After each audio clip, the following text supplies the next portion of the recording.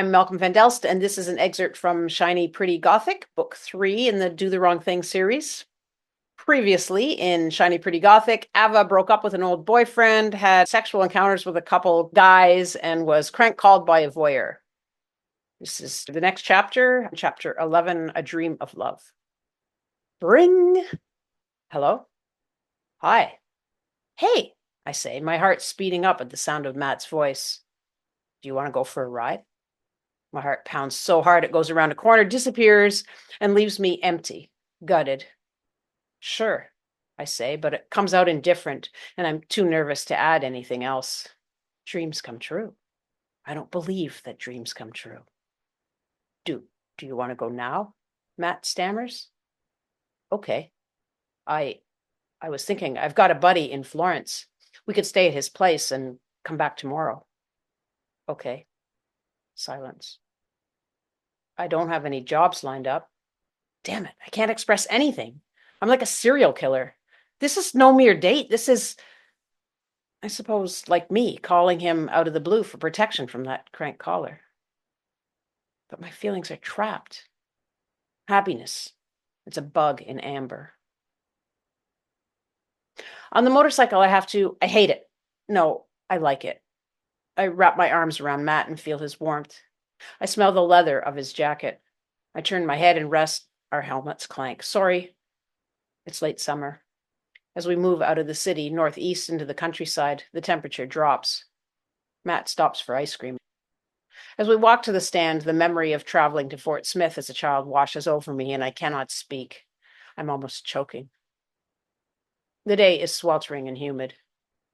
The ice cream stand sits off a 2-lane highway in the middle of nowhere. I walk behind my father, whose thin cotton shirt clings to his back where he sweats. He's combed over his hair, a new thing. It covers his bald spot. The whole family, all 6 of us, crunch over gravel, stepping over potholes and clumps of grass. At the stand, a long-haired, dead-eyed teenager looks out. You know those girls who have hair-lip-like lips without actually being hair-lipped? Small mouths with thin upper lips that rise up in the middle. They always have long, lank yellow hair and are confident in a distracted, I don't give a fuck way. Insolent. They're insolent. Picture of girl. My niece does drawings for me. She'll make a little drawing of that girl. The girl's upper lip twitches as she looks out of her throne or prison. My brother's sister and I twist our hands and feet. We're all sweat, wet, sun-tired, and sticky. We know we have to keep our excitement under control. This whole vacation is too expensive. Mom orders herself and all of us kids soft serve, even splurging on chocolate dip, but Dad can't decide what he wants. Finally, he says he'll have a sundae. What kind of sundae, sir? The girl's voice is full of contempt. I want to punch her ugly little lips into the back of her head. Vanilla, he says after a much too long pause. That'd be plain ice cream. She stares at my father while I glare at her, chunks of chocolate coating gliding down my cone and melting onto my hand. Stupid bitch, cow. Dad makes that soft exhalation, which is kind of a laugh, and looks down. Caramel, then, he says. You want a caramel sundae? Dad nods. We crowd around the picnic table afterwards, eating. No one says a word. Matt and I sit on top of a picnic table. The cold breeze comes off the river, and my soft serve with chocolate dip gets stuck at the back of my throat. I glance at Matt, but he stares at the water, looking worried. Neither of us says a word. Back on the bike, Matt veers off the highway onto smaller roads through picturesque fields that remind me of home. Pain, longing, and loneliness tumble through my heart. By the time we reach Florence, the sun is down. Bouncing over cobblestones actually feels good. It jostles warmth into my frigid limbs.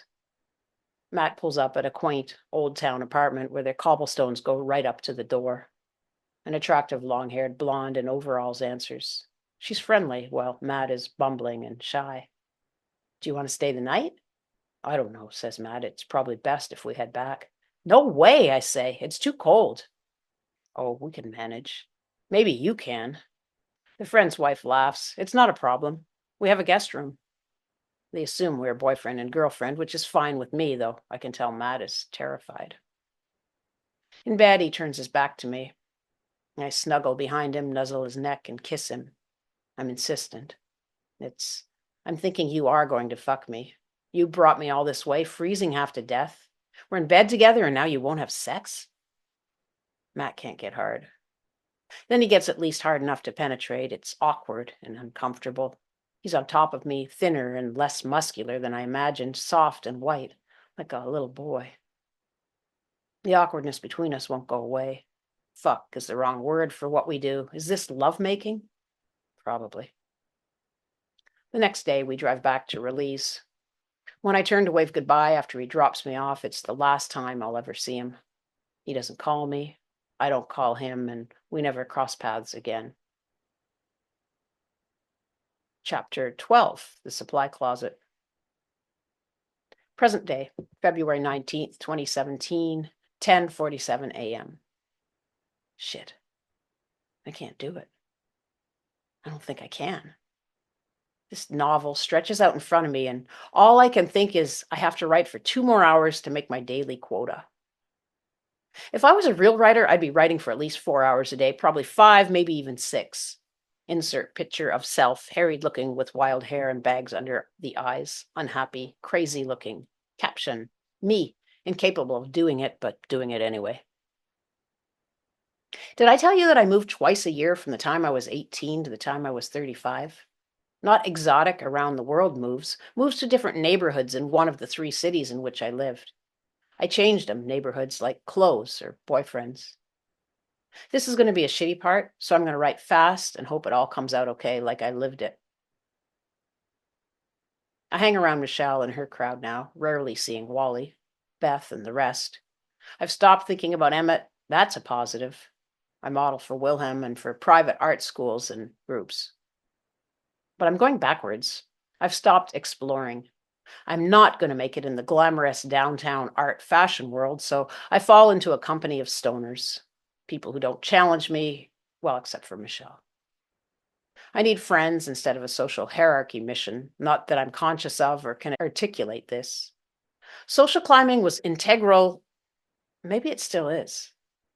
Not something I like to think about.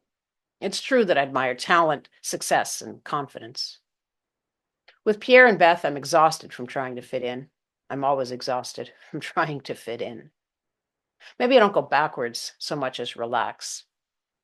Hippie party. 0 glamour, 0 haughtiness. These people do not treat me like a thing of no value, so I treat them that way.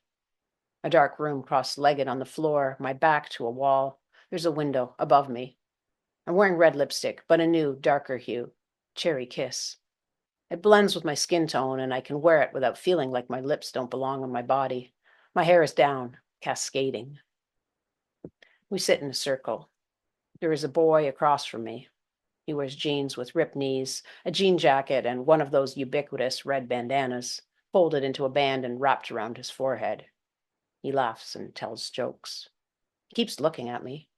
I think that he thinks he's wittier than he is. I think that he thinks he's fashionable and cool.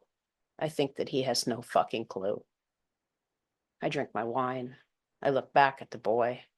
If I ignore his clothes and the general aura of grubbiness around him, he is handsome. Now the boy and I are in a room separate from the main party. Michelle and Neil keep coming in to ask if I'm okay. I think that they think I'm being taken advantage of. No, that's not it. Neil came back early from Europe because of our hookup.